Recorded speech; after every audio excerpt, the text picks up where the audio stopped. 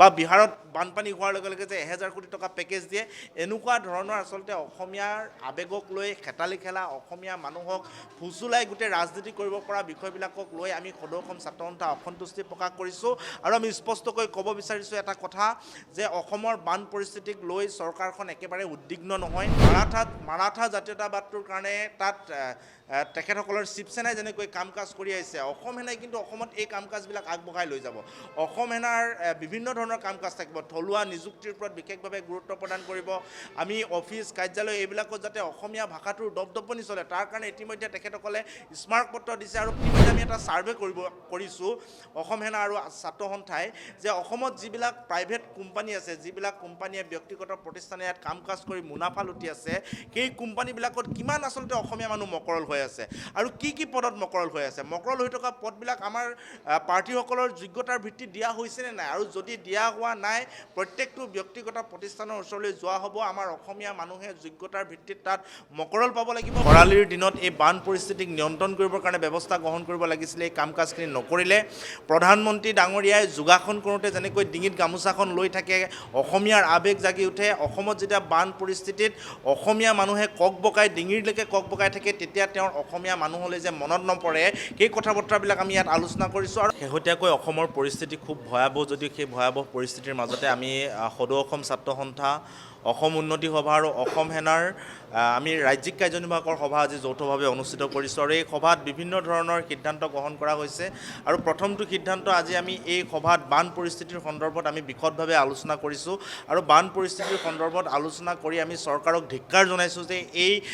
বান পীড়িতৰ সময়ত চৰকাৰে যিধৰণে সহায় সহযোগিতা আগবঢ়াব লাগিছিলে যেনেকৈ খৰালিৰ দিনত এই বান পৰিস্থিতিক নিয়ন্ত্ৰণ কৰিবৰ কাৰণে ব্যৱস্থা গ্ৰহণ কৰিব লাগিছিলে এই কাম কাজখিনি নকৰিলে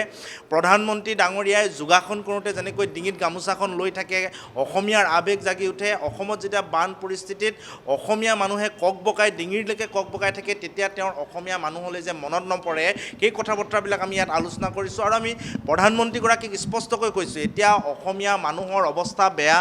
অসমীয়া মানুহে বানত ককবকাবলগীয়া হৈছে পশুধন নষ্ট হৈছে খেতি বাতি নষ্ট হৈছে মানুহৰ ঘৰ বাৰী গৈছে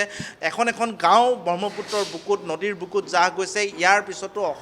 অসমলৈ প্ৰধানমন্ত্ৰীগৰাকীৰ যে আৱেগ নাহিল কেৱল যোগাসনৰ সময়ত ডিঙিত গামোচাখন লৈয়ে তেওঁ যে আৱেগ বিজড়িত কৰে এই কথাটো আমি অসমীয়া মানুহে দুখ পাইছোঁ বিহাৰ উত্তৰ প্ৰদেশত যেনেকৈ বানপানী হ'লে 1000 কোটি টকা তেখেতসকলে প্ৰদান কৰে কেন্দ্ৰীয় মন্ত্ৰী উপস্থিত হয় নিজে গৈ উপস্থিত হয় অমিত শ্বাহ উপস্থিত হয় আৰু অসমৰ বেলিকা যেতিয়া এনেকুৱা ধৰণৰ কাম কাজ হয় অসমৰ বেলিকা কাম কাজবিলাক হওঁতে তেখেতসকলে সহানুভূতি দিয়ে ফোনযোগে খবৰ লয় আৰু অমিত শ্বাহ ডাঙৰীয়াই কটাক্ষ কৰি কয় যে 50টা বৰপুখুৰী খান্দি বান সমস্যা সমাধান কৰা হ'ব আমি প্ৰধানমন্ত্ৰীগৰাকীক স্পষ্টকৈ ক'ব বিচাৰিছোঁ আৰু অসমৰ মুখ্যমন্ত্ৰীগৰাকীক ক'ব বিচাৰিছোঁ তেখেতে কয় যে কেপ্টেইন হিচাপে তেখেত ফেইল হ'লেহে প্ৰধানমন্ত্ৰী আহিব যেতিয়া প্ৰধানমন্ত্ৰী ইয়ালৈ আহে তেতিয়া তেখেতে ক'ত বিফল হৈছিল এই কথা বতৰাখিনি ক'ব লাগে আৰু কেৱল বিফল হ'লেহে এগৰাকী প্ৰধানমন্ত্ৰীয়ে আচলতে ৰাজ্য ভ্ৰমণ কৰে নেকি বিহাৰৰ মুখ্যমন্ত্ৰী কি বিফল নেকি বিহাৰৰ মুখ্যমন্ত্ৰী বা বিহাৰত বানপানী হোৱাৰ লগে লগে যে 1000 কোটি টকা পেকেজ দিয়ে এনেকুৱা ধৰণৰ আচলতে অসমীয়াৰ আৱেগক লৈ খেতালি খেলা অসমীয়া মানুহক ফুচুলাই গোটেই ৰাজনীতি কৰিব পৰা বিষয়বিলাকক লৈ আমি সদৌ অসম ছাত্ৰ সন্থা অসন্তুষ্টি প্ৰকাশ কৰিছোঁ আৰু আমি স্পষ্টকৈ ক'ব বিচাৰিছোঁ এটা কথা যে অসমৰ বান পৰিস্থিতিক লৈ চৰকাৰখন একেবাৰে উদ্বিগ্ন নহয় পেকেজটো বাদেই কেতিয়াও কোনো কাৰণতে ককবকাই থাকি ডিঙিলৈকে পানীত বুৰ যোৱাৰ পিছতো প্ৰধানমন্ত্ৰীগৰাকীয়ে কেতিয়াও অসমলৈ আহিবৰ কাৰণে তেখেতৰ এষাৰো মাত দিয়া নাই কোনো এগৰাকী কেন্দ্ৰীয় মন্ত্ৰীক পঠোৱা নাই আৰু আটাইতকৈ পৰিতাপৰ কথা যে অসমৰ পৰা যিসকল সাংসদ গৈছে সেই সাংসদসকল বিশেষকৈ শাসকীয় পক্ষৰ সাংসদসকলে এবাৰো আচলতে অসমৰ বান সমস্যাক লৈ সংসদত তেখেতসকলে গৰজনি উঠোৱা আমি আজি তাৰিখলৈকে দেখিবলৈ নাপালোঁ বিৰোধীৰ দুই এজনে যদিও দিছে শাসকীয় পক্ষৰ সাংসদসকলে কি কাৰণে আচলতে মৌন হৈ আছে এইটো আটাইতকৈ ডাঙৰ কথা গতিকে এই সময়ত অসমীয়াৰ আৱেগৰ সেই গামোচাখনলৈ মনত পেলাওক অসমীয়া মানুহলৈ মনত পেলাওক বানপানীক ৰাষ্ট্ৰীয় সমস্যা হিচাপে ঘোষণা কৰক আৰু ডিঙিত যেনেকৈ গামোচাখন লৈ অসমীয়াগিৰি দেখুৱাই অসমলৈ 1000 কোটি টকাৰ এটা পেকেজ দি বান সমস্যাক নিয়ন্ত্ৰণ কৰিবৰ কাৰণে ব্যৱস্থা গ্ৰহণ কৰক আৰু এই জলসম্পদ বিভাগটো ব্ৰহ্মপুত্ৰ বোৰ্ড জলসম্পদ বিভাগৰ মন্ত্ৰী ঠিকাদাৰ সকলোৰে কাৰণে বানপানী সময়ত এইটো আচলতে ক্ষিৰতী গাইলৈ ৰূপান্তৰিত হৈছে। মথাউৰি নিৰ্মাণ কৰিব, বানপানীৰ নামত সাহায্য দিব, পশুধনৰ নামত সাহায্য দিব, বিভিন্ন ধৰণৰ কাম কাজ কৰিব, কোটি কোটি টকা তেখেতসকলে সৰকাই লৈ যোৱাৰ এইটো এটা আচলতে আটাইতকৈ উপযুক্ত সময় হৈছে। গতিকে এই কথা বতৰাবিলাক ৰাইজে দেখি আছে। অতি শীঘ্ৰে বানপানীক ৰাষ্ট্ৰীয় সমস্যা হিচাপে ঘোষণা কৰি স্থায়ী সমাধানৰ কাৰণে বিজ্ঞানসন্মত পৰিকল্পনাৰে গোটেই বিষয়টো আগবাঢ়ি যাবলৈ আজি আমি সভাত এই বিষয়সমূহ আলোচনা হৈছে আৰু চৰকাৰক আমি এই বিষয়সমূহ দাবী জনাইছোঁ। ইয়াৰ লগে লগে অসম উন্নতি সভাই অসমৰ বিভিন্ন কাম কাজসমূহ বিশেষকৈ অৰ্থনৈতিক প্ৰকল্পবিলাকক লৈ আমি কেনেকৈ আগবাঢ়ি যাম গোটেই কথা বতৰাবিলাক আলোচনা কৰিছোঁ। ইয়াৰ আগত যেতিয়া সভা হৈছিল তাত কেইবাটাও প্ৰকল্প হাতত লোৱা হৈছিল। ডিব্ৰুগড় মাইজানত এটা প্ৰকল্প হাতত লোৱা হৈছিল, ইতিমধ্যে কাম কাজ আৰম্ভ হৈ আছে। শিৱসাগৰত বয়ন শিল্পৰ এটা প্ৰকল্পৰ কাম হাতত লোৱা হৈছিল আৰু সেই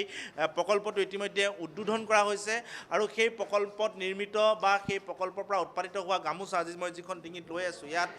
শিৱসাগৰ উন্নতি সভাৰ কাৰ্যকৰ্তাসকলে এই গামোচাখন ইয়ালৈ লৈ আহিছে আৰু সকলোকে প্ৰদান কৰিছে। আৰু বিহুৰ সময়ত বিভিন্ন লোকক এই গামোচাখন দিবৰ কাৰণে তেখেতে বা উৎপাদিত গামোচাবিলাক দিবৰ কাৰণে চেষ্টা কৰিছে। আৰু ইয়াৰ লগে লগে আন বহু প্ৰকল্প, আজি গোলাঘাটত কলৰ খেতি কৰা হৈছে, কুঁহিয়াৰৰ খেতি কৰা হৈছে, গুড় প্ৰস্তুত কৰিবৰ কাৰণে আন অমৃত সাগৰ নামৰ এটা আচলতে কলৰ প্ৰজাতি, যিটো কলৰ প্ৰজাতিৰ জৰিয়তে উৎপাদনৰ কাম কাজ আৰম্ভ কৰিছে গোলাঘাট জিলা ছাত্ৰ সন্থা, গোলাঘাট উন্নতি সভাৰ অসম এনাই। আৰু বহুকেইটা প্ৰকল্প ইতিমধ্যে আৰম্ভ কৰা হৈছে। এই প্ৰকল্পখিনি কেনেকৈ আগবঢ়াই লৈ যাব আৰু এই প্ৰকল্পবিলাক কৰোঁতে আমাৰ যিটো পুঁজি, সেই পুঁজিটো গঠন কৰিবৰ কাৰণে আমি বিভিন্ন ধৰণৰ প্ৰক্ৰিয়াৰ কথা আজি ইয়াত আলোচনা বিলোচনা কৰিছোঁ, কেনেকৈ গোটেই প্ৰক্ৰিয়াবিলাক আগবঢ়াই লৈ যাম। ইয়াত আমাৰ কেইবাগৰাকীও বিশিষ্ট ব্যক্তি আহিছে, কেইবাগৰাকীও শিক্ষাগুৰু আহিছে, তেখেতসকলে গোটেই সিদ্ধান্তবিলাক দিছে। আৰু ইয়াৰ লগে লগে অসম এনাৰ কিছুমান কাম আমি ইয়াত আচলতে জনাব বিচাৰিছোঁ যে আমি যেনেকৈ মাৰাঠা জাতীয়তাবাদটোৰ কাৰণে তাত তেখেতসকলৰ শিৱসেনাই যেনেকৈ কাম কাজ কৰি আহিছে, অসম সেনাই কিন্তু অসমত এই কাম কাজবিলাক আগবঢ়াই লৈ যাব। অসম সেনাৰ বিভিন্ন ধৰণৰ কাম কাজ থাকিব, থলুৱা নিযুক্তিৰ ওপৰত বিশেষভাৱে গুৰুত্ব প্ৰদান কৰিব। আমি অফিচ কাৰ্যালয় এইবিলাকত যাতে অসমীয়া ভাষাটোৰ দপদপনি চলে তাৰ কাৰণে ইতিমধ্যে তেখেতসকলে স্মাৰকপত্ৰ দিছে আৰু পৰৱৰ্তী দিনত উপায়ুক্তসকলৰ জৰিয়তে এই কাম কাজবিলাক কৰাই যাব। আৰু যদি কৰি যাব নোৱাৰে তেনেহ'লে কিন্তু আন বহু ব্যৱস্থা ল'ব লাগিব, যিটো ব্যৱস্থাৰ জৰিয়তে আমি অসমত অসমীয়া ভাষাটোৰ দপদপনি আমি ৰক্ষা কৰিব পাৰোঁ। থলুৱা নিযুক্তি হ'ব লাগিব। আৰু ইতিমধ্যে আমি এটা ছাৰ্ভে কৰিছোঁ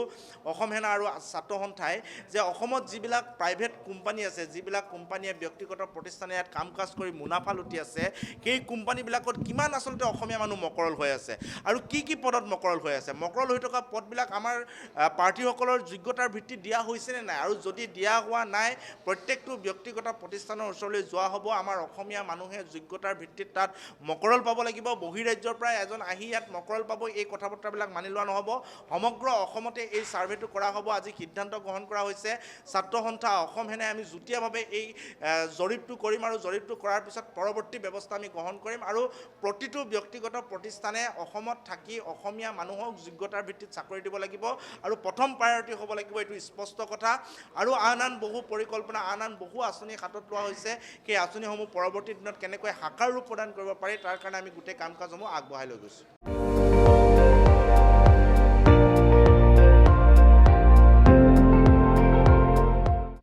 আপুনি চাই আছে ND24, সৰ্বশ্ৰেষ্ঠ নহয় সৰ্বোত্তমৰ দৌৰ।